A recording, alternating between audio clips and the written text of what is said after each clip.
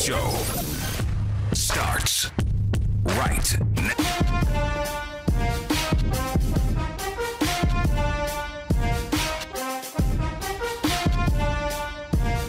What's up, everybody? Welcome to the latest edition of the Stephen A. Smith Show, coming at you as I love to do every weekday over the airwaves of ESPN Radio and ESPN News. 250-plus markets across the United States of America. Check your AM/FM listing nearest you, plus ESPN Radio on Sirius XM, Channel 80, plus ESPN Radio simulcast over the live national television airwaves of ESPN News. Number to call up, as always, is 888-SAY-ESPN. That's 888-729-3776. The Stephen A. Smith Show is being brought to you by Pennzoil Synthetics, taking synthetic motor oil performance to a whole new level. So make the switch to Pennzoil Synthetics today.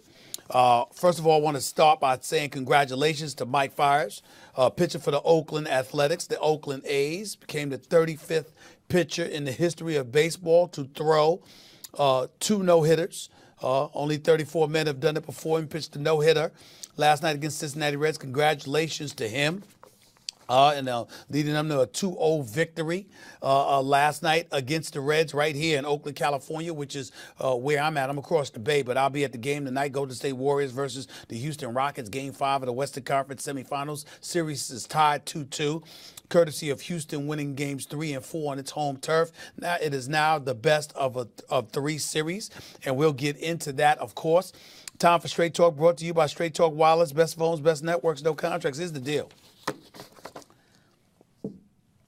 Before I even get into Golden State and the Houston Rockets, because I am out west, if I sound a little bit tired, my apologies. We were stuck in the airport for about 7 or 8 hours last night, courtesy of thunderstorms and lightning, and obviously the planes and the schedules were delayed, and I ain't get in until a few hours ago, for crying out loud, but I am here and I'm ready to go. Let me tell you something.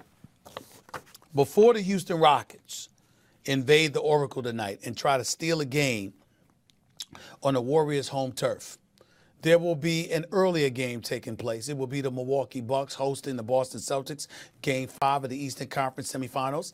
Ladies and gentlemen, that series is over. I want to be very, very clear. Boston ran-rotted Milwaukee Game 1. Next 3 games, they got beat up. The Milwaukee Bucks are too big, too long, and they shoot perimeter shots. 4 different guys. That would be Giannis Antetokounmpo, shooting 46% from the three-point range. That would be Chris Middleton, shooting better than 50% from three-point range. That would be George Hill, also doing the same. That would be Mirotic as well. All 4 guys for the Milwaukee Bucks are shooting better from three-point range than the Celtics' resident star, Kyrie Irving, is shooting from the field. All 4. You take that into account, along with the fact that, again, there's been production from Middleton. There's been production from George Hill. There's been production from Eric Bledsoe. There's been production from Mirotic. There's obviously been sensational play from the Greek freak, Giannis Antetokounmpo, who's also shooting better than 50% from three-point range. I think it's like 46% from three-point range now. He was shooting 50% from three-point range coming into Game 4 when he had hit 5 of his 10 three-pointers. Ladies and gentlemen, the Boston Celtics don't have an answer for this crew.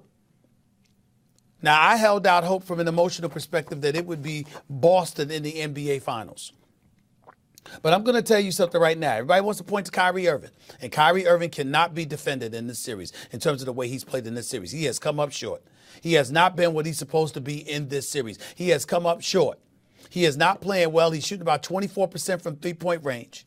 He's shooting less than 37% from the field. He's been a shell of himself. He has not been the Kyrie Irving that we know, the Kyrie Irving that we love, and that's just simply a damn shame. Because when you look at it right now, there is no explanation for it other than the fact that the Milwaukee Bucks are a superior team. And by the way, there's a whole bunch of bodies in terms of criticisms and stuff like that. There's a whole bunch of bodies that's going to fall. We're going to look at the Boston Celtics, and we're going to say, excuse me, we once thought that Brad Stevens was this sensational coach. I am here to tell y'all right now, as controversial as it may sound, I don't give a damn what anybody feels. I am telling you, more so than Jason Tatum's play, more so than Jaylen Brown's up and down season, more so than Kyrie Irving and the dysfunctionality that's raked through this franchise like a virus throughout this season. It was all instigated by Brad Stevens and Danny Ainge. And by the way, Danny Ainge, we wish him nothing but the best. President of basketball operations for the Boston Celtics, had a mild heart attack in Milwaukee, was home resting over the last few days. We wish him nothing but the best of health to him and his loved ones. All right? Obviously praying that their dad and their husband and all of that is perfectly okay. We certainly wish the best for Danny Ainge. Let me throw that out first and foremost. But getting back to strictly basketball, they messed up. The Boston Celtics messed up big time. Because let me tell you something about Gordon Hayward. He's been absolutely horrific this series. He's shooting 34% from the field, even though it's 33% from three-point range, averaging 30 minutes and giving you 7.5 points a game. Ladies and gentlemen, he's slow. He's devoid of athleticism. He's not the player that he was in Utah. He will be again. I believe in Gordon Hayward. I like the fact I don't hold the Celtics against them one bit for giving him the $130 million contract that they gave him to leave Utah and to come to Boston. I'm not blaming them one bit for that, because the injury that he suffered thereafter in the opening game of the 2017-2018 season against the Cleveland Cavaliers, when he went down in game one and Dwayne Wade just jumped on his knees and started praying, and LeBron James just bowed his head. You had other players with tears in their eyes because of how nasty that knee injury was to Gordon Hayward. Let me be very, very clear. I'm not telling you that Gordon Hayward can't play. I'm not telling you that he doesn't have a future in the NBA. I'm not telling you that it has been anything short of miraculous how he has come back from that nasty leg injury that he suffered, where his leg was one way and the ankle area and the foot was turned in an entirely different direction. That's how nasty the injury was. And I'm here to tell you something right now. It's a damn miracle that he's back here playing already this season. But he should have never been put in the starting lineup to start that season. And I'm going to tell you why. Because I'm going to reiterate again for the umpteenth time. That was Brad Stevens' guy who starred for him at Butler. That was the guy Danny Ainge elected to give $130+ million to.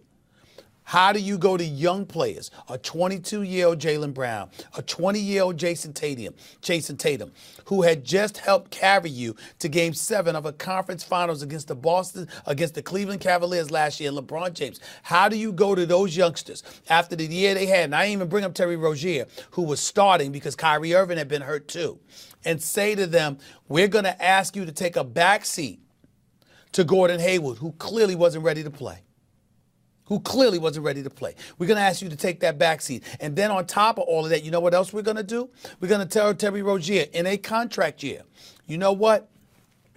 You're going to look worse because your second unit ain't going to be as strong. But we need you to tolerate this as well and think that that's not going to have a negative effect on your franchise. Of course it's going to. They're not going to admit it, because they don't want to throw shade on Gordon Hayward, because Gordon Hayward is a good dude who can play when healthy. But they're not going to do that. But we all know the truth.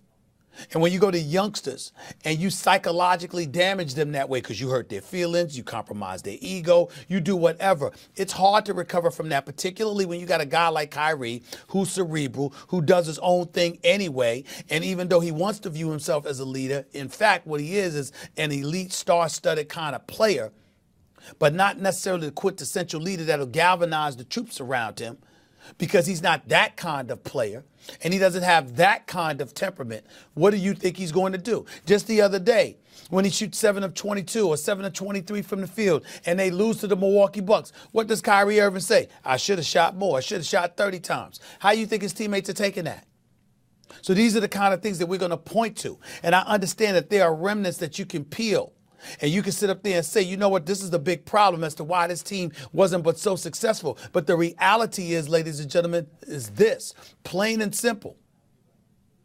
Would he have been in a position where he needed to say those things? Would he have been in a position where the Boston Celtics were looking this haphazard if Gordon Hayward had never been inserted into the starting lineup before being benched for Marcus Smart? Would he have been in this position if they had left well enough alone and rolled with those young thoroughbreds that they had in Jaylen Brown and Jason Tatum?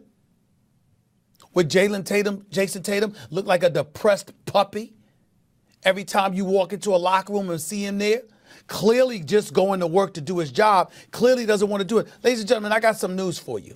And this doesn't just apply to basketball in terms of guys on the basketball court. This applies to you all in corporate America. It applies to me. It applies to everybody. There is a difference between being professional enough to show up to work every day and do your job compared to being happy about going to work and doing your job. When you are happy and you are fulfilled in terms of being on your grind and going to work every single day, ladies and gentlemen, let me tell you something. You're a better person. You're a better professional. You're a better performer. But when you are forced to be stuck in a situation where you constantly have to subject yourself to an undesirable situation, it rakes your nerves. 24 hours feels like 72 hours. An hour's work feels like 5 hours. 5 hours feel like 15 hours. All of a sudden, you got an affable personality, you're getting along with everybody. Suddenly, you don't like any damn body. You wish you didn't have to talk to people. This is the reality of the situation. And if we understand it as human beings, that it's applicable to us every single day, every day, what do you think it's like for the player? Especially when you get paid. You got to show up and you got to be a professional. But go back to the tape and watch Jaylen Brown and watch Jason Tatum on the basketball court playing the game of basketball last year and watch them now. You really, really think that's just about Kyrie Irving? Or you think about the fact that they were compromised beforehand? Because I'm here to tell you that's what's going on. And the situation is dire in Boston. And make no mistake about it, Kyrie, I don't believe Boston's winning tonight. I believe this will be Kyrie Irving's last game as a Boston Celtic. I believe that even though he's a star, his stock has been compromised to some degree in terms of free agency because, yeah, you're going to get your money. But in the same breath, you're not going to see people clamoring for you to the degree that they will clamor for Kawhi Leonard, that they will clamor for Kevin Durant, that they will clamor for any of those guys because they viewed the effect that he had on the Boston Celtics. What I'm here to tell you, it ain't just about Kyrie. It's about them starting out this season with Gordon Hayward in that starting lineup. Speaking of problems, by the way, we're going to stay on the East Coast because we're going to look at the Philadelphia 76ers, who got embarrassed